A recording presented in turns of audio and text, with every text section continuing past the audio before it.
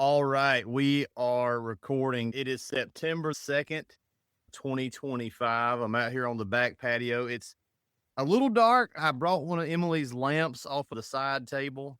Hopefully, y'all can see me. Apparently, Aaron is filming from a black hole in the Andromeda cluster. You're just backlit. So, we got a video for you tonight. Got Aaron on the studio live action here, and we got a few myths about pressure washing, soft washing. We wanted to cover these with you tonight. How you doing up there, my boy? I'm good, man. It's getting a little cooler and I'm loving it. I'm loving it. You puffing on it? Man, this is a towback Accent. I buy cigars by the box, and every time you go to the counter, they have these little packs of 20 cigarillos. You seen them, like the tins? Yeah. Different brands. I just picked one up. I think this is like a Tayback. Yeah. Oh, is it the Tobacco Special? That's a Druid State. Mm-hmm. The Druid State lineup. They do the one that's coffee infused. Yeah, that's it. It's really nice. Real sweetener on the outer wrapper leaf. There's got some sweetener on there. Yeah. They don't last no time, but it was just an impulse buy. Gurkha has got a new line out that's vanilla flavored. So, guys, if you're into cigars, you might like this. Gurkha's got a new lineup that's infused with vanilla. Pretty good. And they're not, guys, if you go and look in like the very bottom rung of cigars that attract guys sometimes is the acid brand. Those are garbage. Those are absolute crap. So if you've smoked an acid cigar, they're good at marketing. They're usually pretty cheap. These are kind of a step above that, getting into flavored stuff before you get into regular stuff. It's a little easier to get into with some of the flavored. There's another one that Oliva makes called the Nub, and they're a cafe. They call them a Nub Cafe. They've got a few different blends, and they taste like espresso or whatever. So they're good. If you like coffee, might be something you want to check out. I've been smoking cigars for a long time. A lot of people thought that I've had this comment more than one time. Aaron made him smoke cigars. Like, bro, I didn't tell y'all about it. You weren't ready to hear that much truth at one time. Aaron, you gonna smoke this cigar? Now I've got a 1964 Padron. These are pretty good. I prefer the 26 a little bit over the 64, but these are good. I have to smoke them slow. They will give me a little bit of a headache. But we got you some myths tonight. As we sit here, puff on a good smoke. It's pleasant out right now. It's not quite as hot. We put together a quick video to kind of give you guys, if you're new or if this is your first year, some of the common things that we have seen and heard a million times. And I'll go ahead and hit you with this first one. All right. Mm-hmm. Myth. Oh, wait. Before we do, we got an event coming up. October 3rd and 4th, Serious Starter Boot Camp, the last one of the year. Yep. It's going to be great. We always sell it out. It's a really cool in-person event. You guys can come into Roanoke for 2 days and hang out with Coty and myself at the Southeast Soft Wash Factory. The first day, Cody's going to be going over every technical soft wash, chems, safety, OSHA, troubleshooting on your rig. Coty, what else? You go over a lot in that day. It's a lot. Yeah. It's a heavy day. Eat lunch in the middle. But other than that, it's constantly some specialty, a little bit of pricing and package structure, how to build your packages that you're going to offer the client, which Aaron ties in on the next day as far as the method to deliver that to them. We cover pricing, package structure, house wash, organic cleaning, specialty cleaning, how to actually do the job, troubleshooting in the afternoon. We usually try to go out in the field and clean a actual job. Now, sometimes I can't line that up if it's weather not cooperate or something like that. But if we don't have a in-field job, we will clean the shop. So we will show some techniques on how to not waste a bunch of chem, how to do it right, application stuff, gremlins. And I have a little fake structure built at the shop just for this. It's got different types of siding, different types of roofs. And you can see how your mixture works on different substrates. On Saturday, we wipe that slate clean and go straight into Aaron's day. What are you covering on Saturday? Everything marketing. If you follow the channel, some of you guys have never seen me before, but Lean and Mean Academy is my channel. I started from nothing. I built a $300,000 a year pressure washing business, Lean and Mean style, which means me and a truck. I ended it with me and a helper in a truck.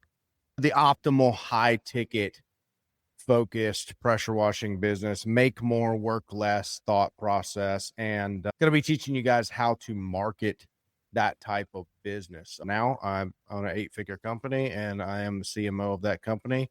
I know how to market from the smallest of the small guy to the biggest of the big guys. So I can show you guys exactly the first steps you need to take in your pressure washing business, where your money should go to get an ROI. The biggest thing here for me is not to teach you a bunch of different marketing techniques. It's to tell you, take $1 out of your wallet.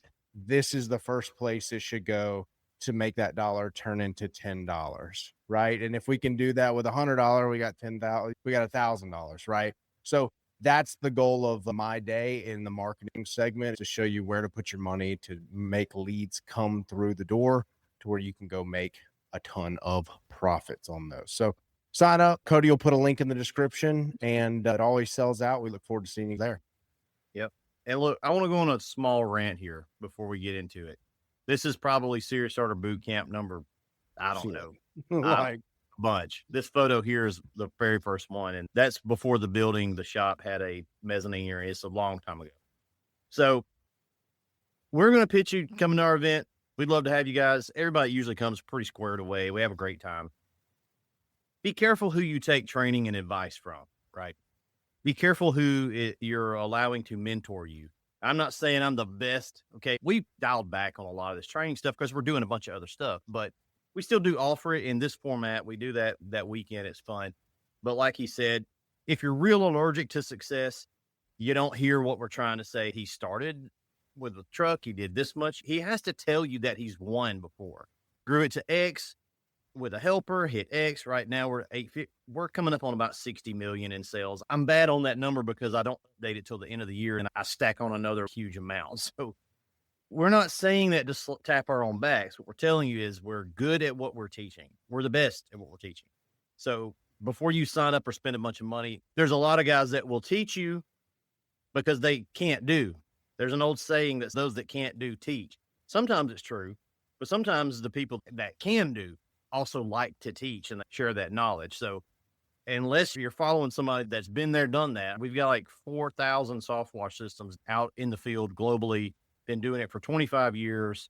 We know what we're talking about. So rest assured, if you spend the money and you come, it's not going to be a bunch of fluff. We forgot more than you'll need to know in the first 2 years. Everybody always says they left with a ton of gold nuggets of information. So tonight we'll give you a bit of info on some myths. Look at here. I got me a little myth font. Now I did steal that from Mythbusters, Jamie and Adam Savage. And I asked Chat GPT to run that, but it wouldn't do it because it said, no, I can't do that. That's copyrighted. So I put it over the top. Myth number 1, this is on the technical side of the house. You got to have about 300, 400 gallons of water. You got about 300 gallons of water. That is myth number 1 for sure. Numero uno. No, dude, you probably need 100 gallons of water. 50 gallons of water is fine for most places, honestly. Now, why is that? Why is it such a common myth? You literally don't need all that. Because you just hook up to the customer's water. That is the status quo in our business. The customer is going to let us use their water. At the end of the day, we used $3 worth of water, maybe if we cleaned everything, right? Water's so cheap. So you're always backfilling your tank. You don't need something, a tank that's crazy huge, because you're never going to be stranded like that. And you should never allow yourself to be stranded like that. The only time guys would need big gallons of water is when you're cleaning oil fields that don't, like you're out in the middle of nowhere and there's no access to water. But most of you are cleaning residential stuff, Chick-fil-A's, stuff like that. Well, there's always access. This is common too. We'll get guys that come, they're there to pick up their equipment. And if I'm there, I usually try to walk around with them and go over the rig, and they'll say something like, how long is that tank going to last me when I'm washing? I'm like, bro, that's not really how it works, guys. So your water tank is called a buffer tank. If I got a Poly Pro, let's throw one up on the screen here. Here's a Poly Pro, and that is 50 gallons of water, 50 gallons of bleach. Well, you don't have 50 gallons of water. You actually have infinity gallons of water. But what they're thinking is, okay, if I'm running 50 gallons of water, and I've got a 5.5 gallon a minute pressure washer and a Super 8 soft wash system. I'm running both those at the same time. That's 13 and some change, right? So if I say this about the soft wash system, I knew it was a scam the whole time. Let's just talk about the pressure washer, because y'all will let a pressure washer slide. So if you have an 8 gallon a minute pressure washer, but you put tips in it, whether that's on the end of your gun, the lance, the surface cleaner, just say you're hooked up to a 20-inch surface cleaner. We got 2 tips under there. And the purpose of the tips is to restrict the GPM, which increases inversely proportional. It increases the pressure. So it is an 8 gallon a minute washer, but even with an open ball valve, you're probably not quite getting 8, because it's got to go through the hose reel and all the hose and all that stuff. So you're getting a little bit of friction loss. An open ball valve that you scotch back a little bit to create a rinse stream, that's probably the most you're going to be able to actually use the washer and use with the washer. And that's not 8 gallons a minute. It's probably 6 or something like that. So the ability to build the pressure, which we do need, even on the soft wash side of the house, right? With the, say you got super pump or super 8 or whatever, doesn't matter what it is. It's got to be able to take its max GPM open flow rating in a lab that said this thing makes this many gallons a minute open flowing, but it's going to create something less than that when you're actually using it through a gun or a nozzle or a wand or whatever that attachment is. So you're hooked to a residential spigot. And if we ask Google real quick, let's see. How much? What is the average amount of gallons per minute from a residential spigot? It says 6 to 12 gallons a minute. My old house in Roanoke was on the high side of that. I got about nine and some change. On that house, my old house in Roanoke that Aaron's been to 100 times, I could run a pressure washer, a 5.5, and I could run a soft wash system all day. I'd start off with a full tank of water, and when I got done washing, I had damn near a full tank of water. So that's how that works. Hopefully that makes a little more sense, guys. You're not showing up with all the water that you're going to use. About that topic, The customer wouldn't let me use their water, which I made that shit up. I mean, honestly, because there ain't a customer out there that's telling me no.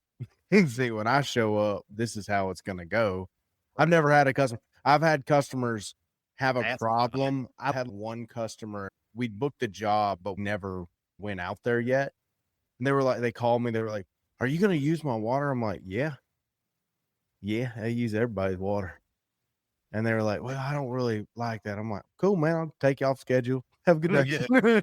I don't play that. Guys, I've had that before too, a bunch of times, because everybody here broke, right? And they're thinking that you're going to show up and leave, and they're going to get an extra $200, $40 on their water bill. For people around where we live, is it might as well, they're gonna have to get a reverse mortgage. All right, like we're gonna have to amortize this shit out. So you can't explain to them, look, it's not going to be but maybe a couple of dollars, because they charge by the 1,000 of gallons, and it's like 19 cents. It's some stupid number. Actually, let's find out. We have the magic of the Googles, right? Let's see. It's literally nothing. I don't think you dang sure can't get a Chipotle bowl. Cost at your house per 1,000 gallons, nationwide average. Yeah, so about $6 per 1,000 gallons. And just about every place you have a minimum, you're going to pay this flat rate, and it covers up to this amount. Anything over that, they charge you per 1,000. You're not going to use 1,000 gallons. You use a couple hundred gallons, so it's literally a few dollars. So, guys, that is myth number one. Dudes don't understand it. If you're brand new, you wouldn't know. You wouldn't really understand how the buffer tank thing works. Hold on, my cigar is going to go out because I'm talking so much. But it is funny to me to see other folks that build rigs out there, and they'll put these massive tanks. And we've done it before at the customer's request, because that's just what they think they need, but I'm here to tell you, you don't need it. You just don't need it. Myth number 2. You don't need training to do this. You can figure it all out on your own.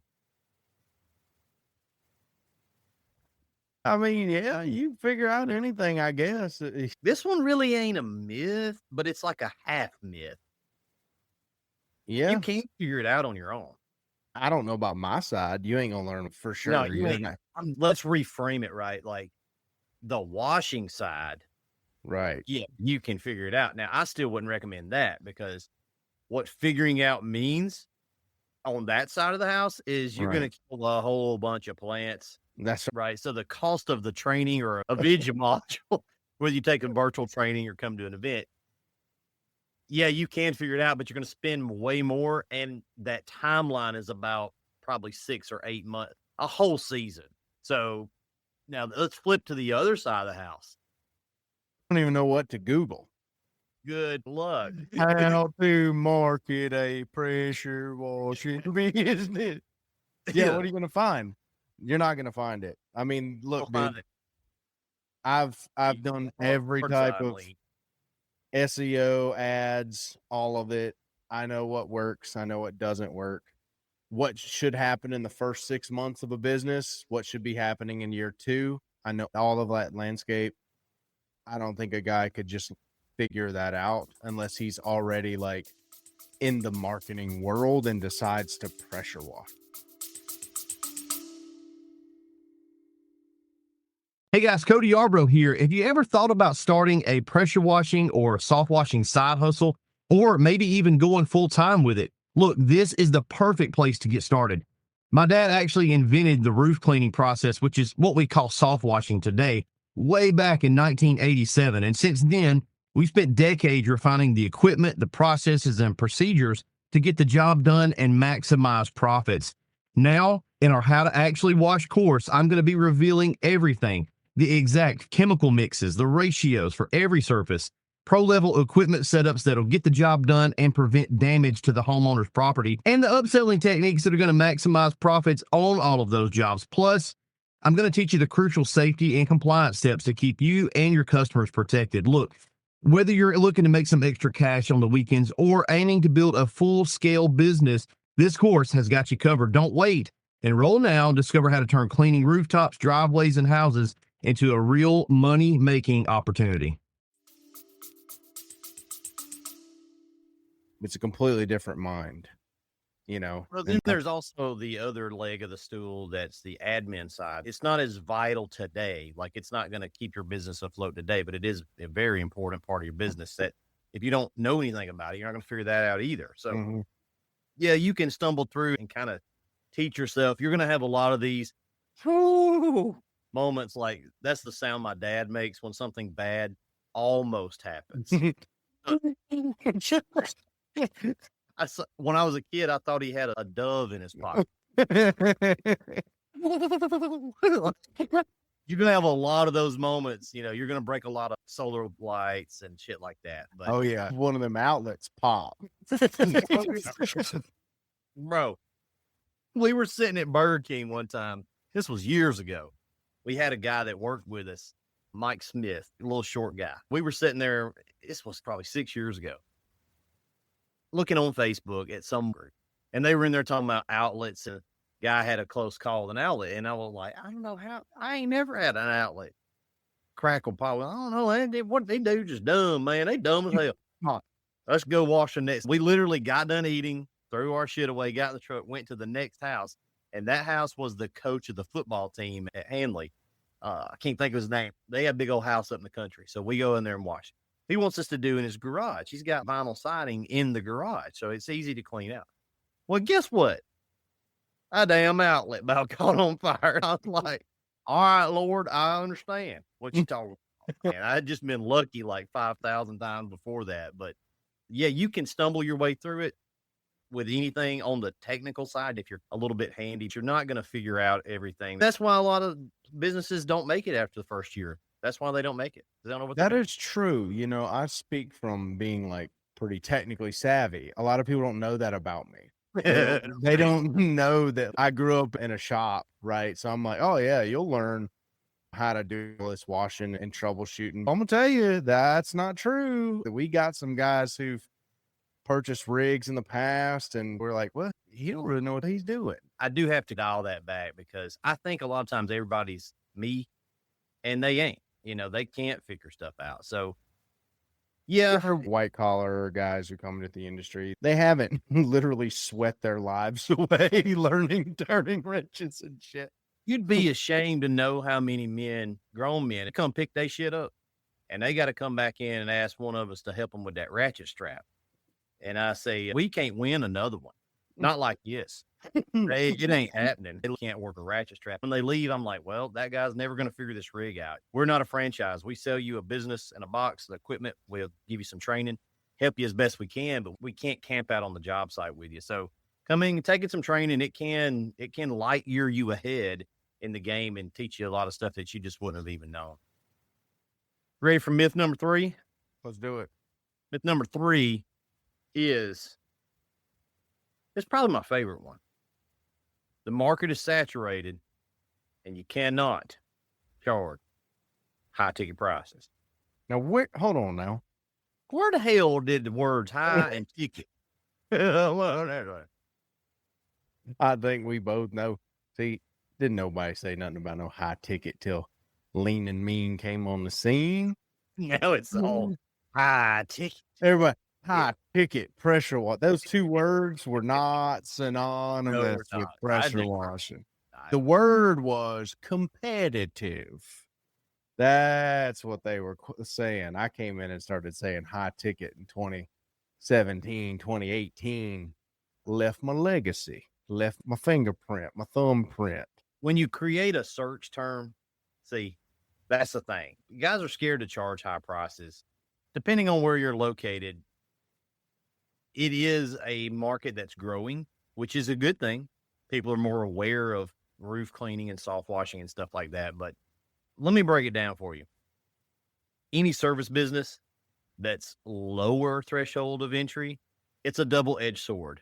You will have more competition because it's slightly easier to get into than HVAC or becoming an electrician or a certified plumber that makes a ton of money. It's a little more barrier of entry than like lawn care, but lawn care is a good example because in any town in America, is there 3 or 4 established lawn care businesses that make a ton of money every year?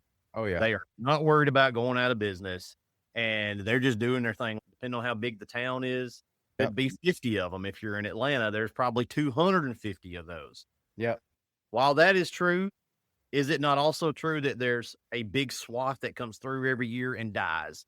They're annuals. They're those little plants that die off every winter. Both of those are true, right?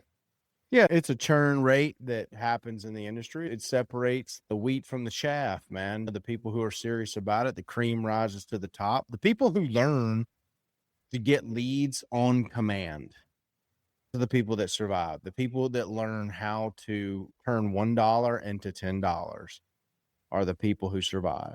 It's not the guys who know how to wash who survive. It's the other stuff that surrounds that. You got to know how to wash. You got to know how to not kill shit. You got to know how to take care of the customer's property. But the other side of it is the biggest piece of this puzzle, and it's never going to be saturated. Why is it never going to be saturated? Because it takes work. It takes studying. It takes keeping track of trends or hiring people to do that. A lot of guys, if I ask them, say, hey man, you want to run Google ads in Atlanta?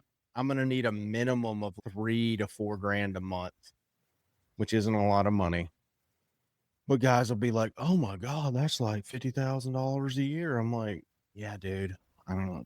It's not any money, but they're blown away because they've never written a check monthly to someone. Now, what would I say that would make you is probably $40,000 to $50,000 a month, plus organic marketing and stuff like that. But most people are never going to do that, Cody. They're never going to say, hey, let's take this leap of courage and separate ourselves from the rest of these yahoos. And let's start putting money on the marketing to where those people get to churn out next year. Yep. And I'm still here in year 2 and year 3. Knowledge is the separator. And that's why there will never be too much competition. People are lazy. They will not learn. Most people will not pay to come to an event. They think this is a joke. They'll literally comment, I can't believe you're paying those guys. Meanwhile, he clocks in and lives in an apartment. Yeah. A lot of it too is just being tenacious. We've done stuff this year. We're not going to really talk about all the details of it. There's no reason to, but it's like launching a whole nother expedition. And the way we look at it, it's a multi 6-figure endeavor. We're just going to do that. How are you going to do it? I don't know. We'll just do it. And when we say we're going to do it, we're going to fucking do it. And I know that along the way, there's going to be a bunch of shit in the way. Be that, right?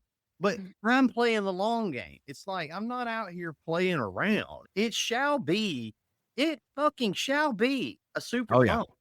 This pump is going to be a thing, right? And like this valve is going to be a thing. The more stuff you do, the more confident you get. Just people roll over so easy. Yeah. And no matter what business you're starting, it's one of the reasons why our restaurant industry has so much churn. Same problem. Yeah. There's a lot of dudes can cook a hell of a chicken wing on that grill over there. And they like beer and they're like, well, I'll open me a little restaurant. And yeah, you look up the churn in the restaurant industry. There's more to it than that. You got to have some tenacity, especially the first few years to get to this point. It's a good 5-year run that I worked. And then when Aaron came on board with us a couple years ago, now I got another guy that's working just as hard as me. So I got 2 horses pulling. I'm talking about like 70-hour weeks is like a low week. And I don't even count it. Like, I'm not bragging that I work 70 hours. That's what I do. I'm not thinking about it. I'm not counting the hours. I was up at the shop 2 days ago at 2:30 a.m. Yeah. Woke That's up, your can't sleep. style. I'm late 30s. I guess nobody told me I had to piss a lot. And you wake up at random times of nights. I'm like, I can only watch so many seasons of Survivor, man. And Les Stroud is going to do his shit on this phone. So you know what I'm gonna do is go in the shop and I'll go build something. But if you don't have that, like if your brain is in if your brain goes to what time do we get off, you Right. might as well just stop, or you got to do some really hard rewiring of your hard circuitry. Mm-hmm. If you're the other way, you're just like, hey, what are we doing? How far are we going? My brother's that way a lot. My brother's ex-Army Special Forces guy. He's going to sign up for selection. He knows it's going to suck, and he just has the ability to cut that switch off that cares about the suck. He just cuts the switch off, and he's like, yeah, it sucks. That's fine. Let's just do it. You got to have some of that in you to push through the things that are going to come up and be obstacles and competition, and this changed and that happened, and a million things are going to happen. But you got to look at the big picture, right? Do you want to just work through these things and build your business? Or do you want to be mad every day and, oh my God, thank God it's Friday. Oh God, it's Monday. I ain't trying to do that shit. No, dude. No. I'd just rather, Fall in love with the process. it just is what it is. Now, I will joke about it. I ain't doing shit tomorrow. I'm so damn tired. It's hard. I ain't doing. I tell you what I'm going to do. I'm going to lay up in bed. I'm going to watch Clint Eastwood movies. And when it comes tomorrow, I'll be like, all right, let's go on the shop. You have to have a lot of that. And if you've got that, you're a mile ahead. I'm telling you, the young folks nowadays ain't got. What would your dad say about the Gen Z competitor that pops into the mechanic space in South Alabama? Dean Parker ain't studying that, dude. 10-millimeter socket in if he had to. Dad is so old school that he won't even understand the comparison. He's just like, I do what I do. He don't even know there's other people. Dad just does what he does. And it works, right? Yeah. He's been doing it for 40 years at a professional level, working on cars. He's the guy in town. Everybody knows for dual exhaust and custom stuff. Dean's working every day. If you dedicate 5 years to it, 3 years on the low end, you'll look up one day and you're like, damn, I got a business. And that's how it'll be. So yeah, you can't really focus so much on tomorrow. Like you can't focus on seeing the results. You got to focus on the process. What is the next big needle mover? And that's going to really move the needle for the company. That's what you have to focus on and getting that done. And like Cody said, eventually you wake up and you're like, oh, wow. Like, I got a business going here, You'll usually have that moment when you go to file your taxes. Yeah. And they tell you how much you made. Your accountant says, you made X amount last year. You're like, oh, well, I guess I did. That'll help your feelings out a lot. Yeah. Yeah. So when you start making a lot of money, you'll turn into a conservative real quick. I love the bill. It's a big, beautiful bill. Look, I told you guys that we had 3, but I got you an extra one in here. All right. Little special sauce. And he's kind of hit on this a little bit earlier, but myth number 4, you don't need to invest in marketing. Word of mouth carry your business just fine. Look, you don't have to know how to do it. I need to relieve that pressure off of you. You don't have to know how to do it all the time. You just need to know what's going on, okay, to where you hire the right people to do it, and you're not overpaying for those people, especially in the beginning. That's really one of the secrets. I know how to do it all because I was poor. So if you're poor, you either get to learn how to do it, or if you got money, you pay people to do it, right? I didn't have any money, so I had to learn how to do it. Turns out I learned a lot and it helped me down the road. I was able to apply that knowledge into other things. But you do have to. That work ethic combined with a touch of the tism. Touch of the tism. I could have autism. I could have a little ADHD. Might be a wizard. He is a multimillionaire. So I don't know. I don't say. Go look at my truck tank. Yeah, whenever we embrace our uniqueness, I am probably a little ADHD for sure, but it keeps me curious. That's one thing it does for me. Aaron is always curious, always looking for the edge, always 2 steps ahead. Always. If you have not read The Art of War by Sun Tzu, you need it. If you haven't read The 48 Laws of Power by Robert Greene, you need to read it. If you haven't read The 33 Strategies of War by Robert Greene, you need to read it so you can learn how to stay 2 steps ahead of your competition. If you don't have one, they could probably source one for you if you want. So we're going to think we're breaking new ground. We're 2 steps ahead. If you're going to notice at Southeast Soft Wash, we're always 2 steps ahead. When they're zigging, we're zagging.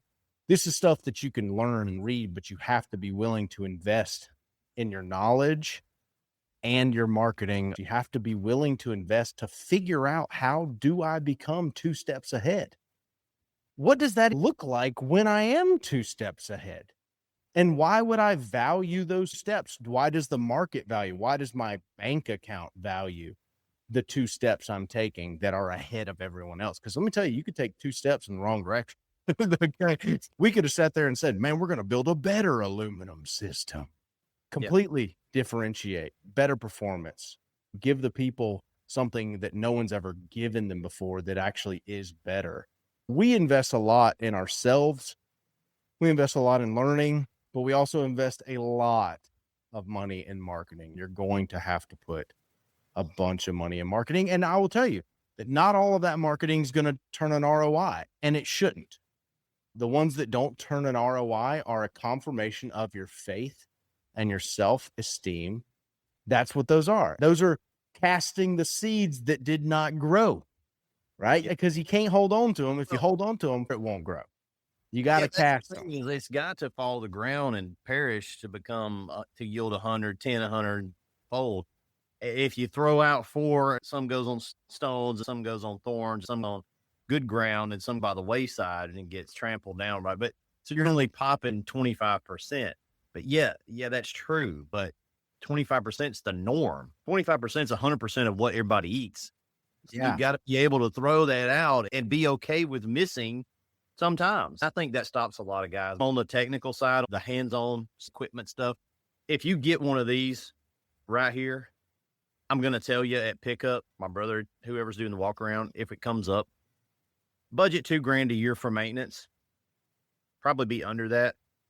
If you get one of these, the Poly Pro, budget about $1,000 a year for maintenance. It should be under that. That's oil changes, belts, normal stuff, swivels. You would be surprised at how many people call back in and they're like aghast at month 6 that they got to buy a swivel for their hose reel that's been under pressure for 6 months. Well, my swivel's dripping. Well, what are we going to do? I'm buying another swivel. They're on the website. It's $60. You're 6 months in. We're asking magic. I got to buy a head kit. Well, yeah, but how long do you run that? Several months. That's right. There ain't another one out there that is that great. you just don't realize. So they don't have any perspective and they've never done anything else. And so to them, it's a big deal. But to us, a guy that's been doing it a while, he's like, no, that's normal. That's about right. And you just set it aside. Thank God it ain't 20,000. Like, it's not much money. And the same thing for marketing. You've got to be willing to buy some yard signs, knowing that they're going to get stolen, ran over by the state with a tractor and mulched to pieces. You got to be willing to put out whatever form of marketing you're going to do. You've got to understand that not every at bat is over the left field fence. It just don't work that way. In order to be like Derek Jeter, man, you got to strike out like 6 out of 10 times. So here's the thing. I plan on striking out because if you bat 400, you're like Mark McGuire. Okay? Oh, God. Yeah, you're a small guy, little G. So I plan on striking out 6 out of 10 times, every single time. And I don't care if I get all 6 up front. I'm going to take 6 full Mike Tyson punches, meaning I just throw money in the lake 6 times. I want you to answer this in the comments. If you took $2,000, just $2,000, and you throw it in the lake and nothing comes of it, would you go back down to the lake and throw $2,000 more in the lake? If you say yes, you got a chance. If you say no, you're clocking in. You're clocking in, baby. You clocking in. Look, I'll go 6 more times because I know I'm going to hit 4 out of 10. I know once I'm you going to hit start 4 out of 10. getting some wins, it gets a lot easier. You get your rig, you get some training, and here's what's really going to happen. You're going to go out for about a month. Nothing's going to go wrong. And you're going to look back and say, well, damn, I made $28,000. But here's what happens. Guys will fail to count that. They will just make the money. It goes and comes, but they never count that. The belt on the 2-year-old pressure washer broke and it's $46 and they're mad. They're like, it's shit. They're like, no, it's about right. You're not counting all the that upside. So you got to really analyze that. If you're kind of pessimistic anyway, you need to make sure you're actually counting the wins because you're here. You made money, right? You probably made double what you were making. Me and Cody are that way. I'm probably more than Cody. I don't ever believe anything's a win. I'm just like, ain't no fucking win. It don't work. He's like, no, it works. I'm like, nah, it don't work. But here's what I found. I'm like that. And then I thought I was like that. I was like, damn, Aaron, he's sitting on the chair, like charing along me. You're sitting on it. I'm just so used to getting punched in the face. I'm like winning in a big way, like a really big way. I had to remind him, like, bro, we make more than like 2 good cardiac surgeons combined a year. There's a healthy amount of pessimism that is good for you. It's a healthy amount. You know why? Because I'm always like, I could work harder than I'm working. I always think I could be more optimized. I could do this for the website. I could do this. I could rank it for that. What about this ad stream? What about this ad platform? Why am I getting traffic from this weird space on the internet? Why haven't we explored that? So I'm always just like negative about certain stuff, but I am positive. Yeah, every now and then. You're not crazy about it though, but it's good to be that way because if you celebrate, we got like a 24-hour rule. You celebrate, you go right back. You'll get like 2 wins and celebrate yourself right out of business. So you've got to constantly be going. And like I said earlier, you just got to be tenacious about it. You've got to be willing to be obsessed with your business. I've known people before that were part of companies that just didn't care. And it blows my mind. I don't understand that. I don't understand the not caring part because to me, it's an important part of it is what we do as guys. You are what you do. First thing you meet somebody, they shake your hand. Hi, my name is, and what's the next question? What do you do? That's how we're defined as men is what do we do for a living? That's the common question. And don't ever let your wife tell you that you're working too hard. No, I don't give a damn. My wife, I don't have that problem, thank God, because it would go about as far as a lead balloon in mine. But I know a lot of these boys are dealing with it. A lot of y'all are dealing with that shit. But I'm not here to prove nothing. Like, I'm going to do X, and ain't nobody in my circle going to try to talk me off of that ledge. Because here's how that conversation goes. You get a little success, and it's like, happy for your first year, first starting out, everybody's, oh, that's great, dude. You're going to start a business. You start actually doing it, and you'll start getting all the negative talk. Are you sure that's going to work? You sure that's a good idea? A bunch of bullshit. bunch of naysaying, a bunch of wet blanketing ass. But here's what happens. If you stick with it long enough, you about 3 years in, 4 years in, those same some bitches will come around and they'll ask you to donate to some bullshit. Hey,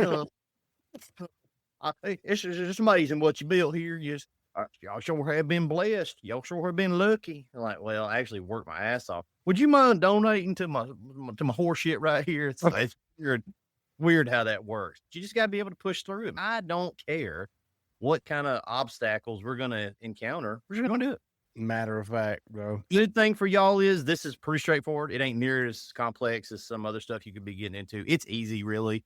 Come to the boot camp. We'll give you the cheat codes, man. We'll make it make a lot more sense. And you pretty much everybody leaves the boot camps like, dang, I can do this. And a lot of them go and do it. Not everybody, but a good number go. We've had a lot of success. Mike Turman, 7-figure guy. Dewey Atchison down in Florida. Ashley Westfall. Marco Hilby. Marco's crushing it in Spokane, dude. Who's my boy up in Tuscaloosa? Gene Marshall. Gene. Crushing Tuscaloosa, dude. Ex-Marine. He came to the Serious Starter, man. I forget. It was like 2020 or something, maybe. No. It was like 22 or something like that. Yeah. But he's absolutely destroying Tuscaloosa. Still driving that old Dodge flatbed with the rig on it. So come on out, guys. We'd love to see you.